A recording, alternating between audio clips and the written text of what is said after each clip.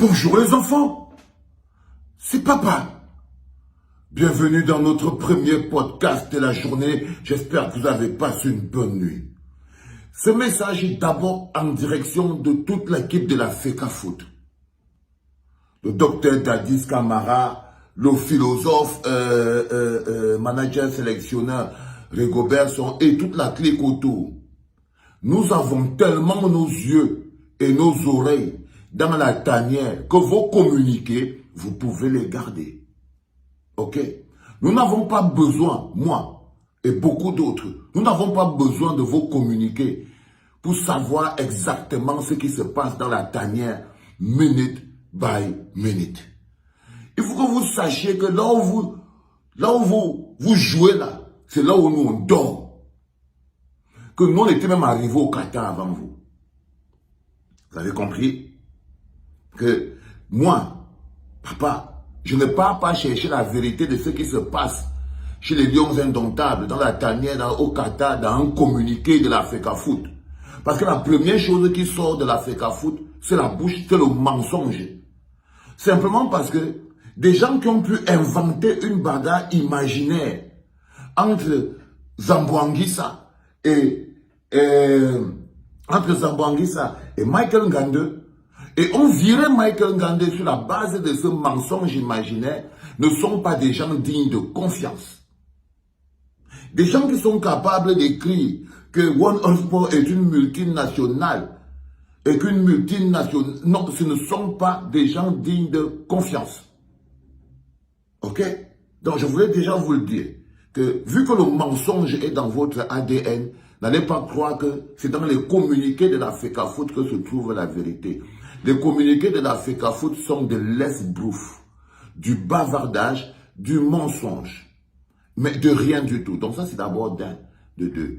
De deux, sachez très bien que manipuler l'opinion publique, ce n'est pas bien, mais ça fait partie de l'ADN de la FECAFOOT. Le mensonge, la manipulation et l'esbrouf font partie de l'ADN de la FECAFOOT. Là, par exemple, ils ont pris un journaliste d'Equinox et un journaliste de Canal 2 pour créer une espèce d'imbroglio dans un sujet qu'on ne connaît pas. C'est-à-dire, la journaliste d'Equinox a pour but de démontrer que André Onana est toujours au Qatar, comme si nous on avait dit qu'il était parti. Nous on prie pour qu'il ne parte pas. Mais dans la tête des étaux-moutons, ils sont en même temps le bâton et la carotte. Donc, la journaliste d'Equinox a pour objectif de démontrer aux gens que André Onana n'est pas parti du Qatar. Donc, elle fait la vidéo. Voici André Onana, il n'est pas parti du Qatar. Mais évidemment, André Onana lui-même, il dit, bien sûr, je suis pas parti du Qatar, je suis là. On met de côté et les étaux-moutons arrêtent ça. Ouais, n'est-ce pas, vous avez dit qu'il est parti. Ouais, n'est-ce pas, vous avez dit qu'il n'est plus au Qatar. Ouais, n'est-ce pas, vous avez... Juste pour montrer qu'ils sont plus bêtes qu'ils ne l'imaginent. Je vous l'ai dit, faites attention, l'étau-mouton n'est pas seulement un danger pour lui. Il est un danger pour les oreilles de celui qui l'écoute. Il est un danger pour les yeux de celui qui le lit. Parce qu'il traite toujours le sujet dans le sujet. Donc, ils ont pris cette vidéo pour démontrer que non, pour régler un problème qu'on n'a pas posé, genre... André Onana n'est plus au Qatar. Non, André Onana est au Qatar. C'est un joueur professionnel. André Onana est au Qatar. C'est un joueur professionnel qui connaît les règles de la déontologie.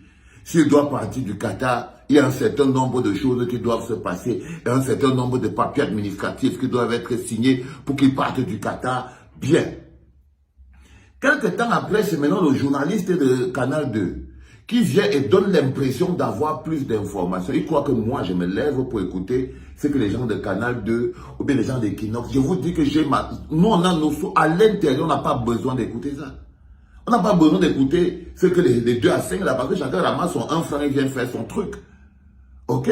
Donc le bonhomme de Canal 2 vient et il veut faire évoluer l'information. Il veut faire évoluer l'information qu'on a pris chez Equinox. Il dit, ah non.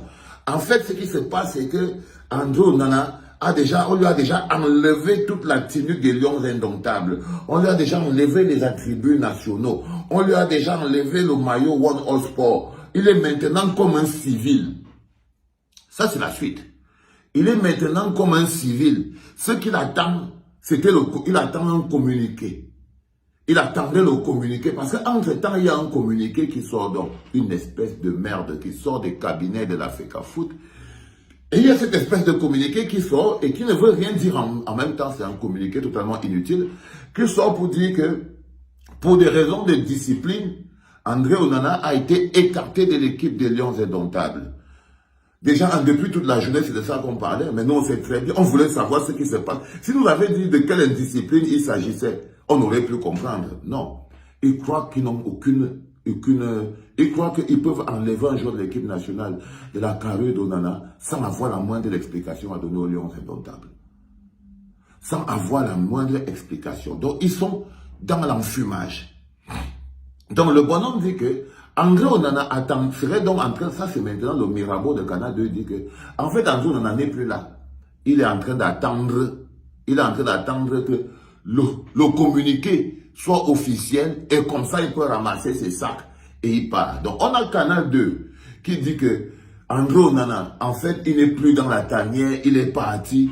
Là-bas, les vétos-moutons ne partent pas s'approcher et tout, et qu'il attendait seulement le fameux communiqué. Donc, selon Canal 2, sur le fameux communiqué, là, il est sorti. Donc, André Onana doit avoir donc plié bagage et parti. Nos amis d'Equinox, eux, ils essayaient de nous démontrer qu'André Onana est là. Quand je vous dis que vous voyez donc qu'on est face, on ne sait pas ce qu'ils font là-bas. Parce que quand il y a toujours la corruption dans l'air, chacun vient parler en fonction de l'argent qu'il a reçu quelque part ou pas. C'est très important à comprendre. Donc, nous sommes donc face à une logique où vous constatez qu'il y a une seule chose. On essaye de vous démontrer que ce n'est pas Dadis Camara qui a chassé André Onana. Parce que c'est grave. Hein. Chasser André Onana de la tanière des Lions Indomptables, c'est grave. Hein. Et on essaye de vous démontrer en fait que ce n'est pas Dadis Camara, parce que quand vous lisez le communiqué, ce n'est pas le docteur Dadis Camara qui a chassé André Onana de la tanière, c'est le philosophe. Il essaie de vous faire croire ça. Que si quelqu'un veut, il n'y a pas une plus grosse insulte qu'on peut faire à l'intelligence de quelqu'un. C'est de lui faire croire que, en fait, ce n'est pas le docteur Dadis Camara qui a chassé André Onana de l'équipe nationale, c'est le philosophe Rigobert Song-Banak, et ils essaient évidemment d'enlever la bombe atomique qui est au milieu de tout ça, c'est-à-dire monsieur ou madame, je ne sais même pas qui il est, ce qu'il fait là-bas, monsieur Ernest Obama. Donc, il y a une bombe au milieu de ça qui s'appelle Ernest Obama. C'est extrêmement important à comprendre ce que je suis en train de vous expliquer. Dadis Camara est dos au mur en ce moment. Ok? Il recherche un bouc émissaire. Dadis Camara et son équipe, en ce moment, sont en train de chercher des boucs émissaires. Il y a trois possibilités. Ça peut être le philosophe, manager, sélectionneur Rigobert Song-Banak, comme ça se dessine. Parce que là, ils ont décidé que c'est la tête de Son. Et Son aussi a besoin de montrer qu'il est un peu quelqu'un, parce que Son est dans un piège. Quand on dit à Son que non, il ne vaut rien, il est malade, il est ceci, c'est Dadis Camara qui décide, ça l'énerve. Du coup, il doit assumer les décisions de Dadis Camara pour démontrer qu'il n'est pas aussi gogol que ça.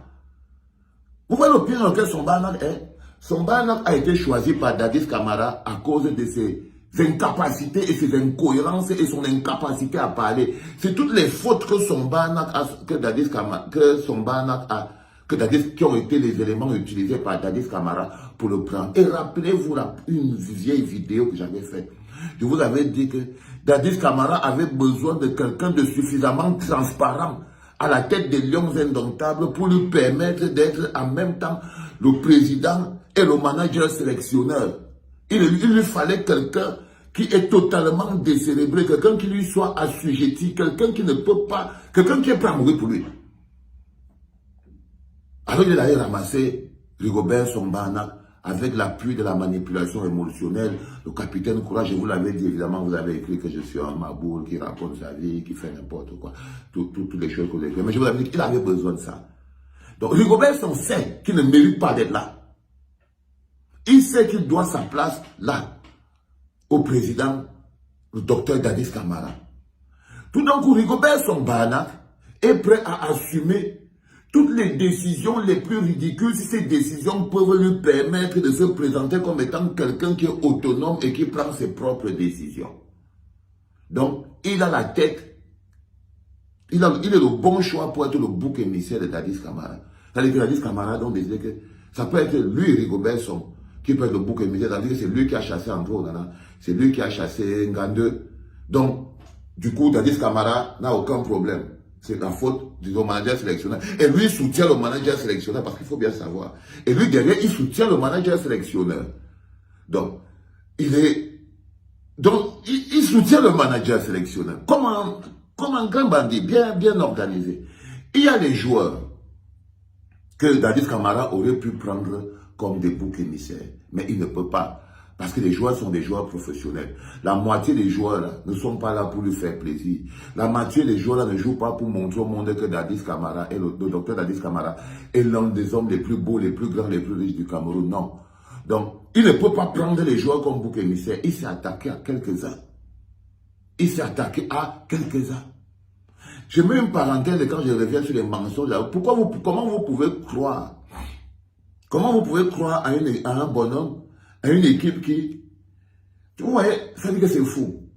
On a le défenseur, notre bon défenseur, on prend, on enlève. Ngande, on dit qu'il a lutté, on lui crée une fausse histoire. On le chasse. C'est le meilleur d'entre nous. On vous dit toujours que au pays des cancres et des incompétents, les compétents et les intelligents sont chassés. Au pays des cancres et des incompétents, les intelligents et les compétents sont des dangers qu'il faut écarter. Vous vous rendez donc compte que notre meilleur défenseur a été écarté parce qu'il est le meilleur. Et qu'il se comporte comme un meilleur. Vous voyez donc que notre gardien, l'un des meilleurs gardiens au monde titulaire, il a été écarté. Parce qu'il n'est pas suffisamment incompétent pour se coucher. Il n'est pas suffisamment hypocrite pour se coucher. Il est trop au contact de sa valeur. Et les gens qui vivent comme des parasites, parce que le docteur Dadis Camara, c'est un parasite en ce moment qui vit la vie des autres. Donc, il aspire l'énergie des autres pour pouvoir se maintenir en vie. Il essaye de se maintenir en vie en aspirant l'énergie des joueurs, en les mettant dans une espèce de bulle d'affaiblissement sur lequel il est toujours au-dessus. Mais il est en train de faiblir. Le troisième aurait été le ministère. Le ministère, mais moi de combien très malin. Il a décidé qu'il n'ouvre pas sa bouche là-dedans. Donc il reste donc au docteur Dadis Camara un seul bouc émissaire, une seule tête à vendre, un seul bonhomme à envoyer devant, c'est le philosophe, le manager sélectionneur Rigobert Song. C'est lui qu'on va envoyer devant. Genre, il ne savait pas de quoi il s'agit. C'est extrêmement important à comprendre. Extrêmement important à comprendre.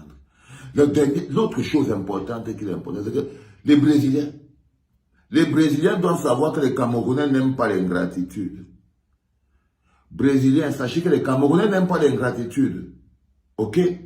Vous savez très bien que s'il n'y avait pas eu le docteur Dadis Camara, Ronaldinho aurait été encore en prison à l'heure-ci. Parce que le docteur Dadis Camara était parti sortir son argent avec son bon cœur pour que Ronaldinho sorte de prison. Donc vous les Brésiliens, vous devez nous laisser gagner sans nous déranger. J'espère que vous avez compris. Et pour terminer ce premier podcast de la journée qui vous permet d'avoir une village des petits éléments qu'on va traiter dans toute cette journée, nous attendons, la rumeur raconte, nous attendons qu'il y a un coup de fil de Pomba qui doit arriver. Et que c'est le coup de fil de Pomba là qui risque de faire rester André Onana dans la tanière. Donc en ce moment, on attend le coup de fil de Pomba.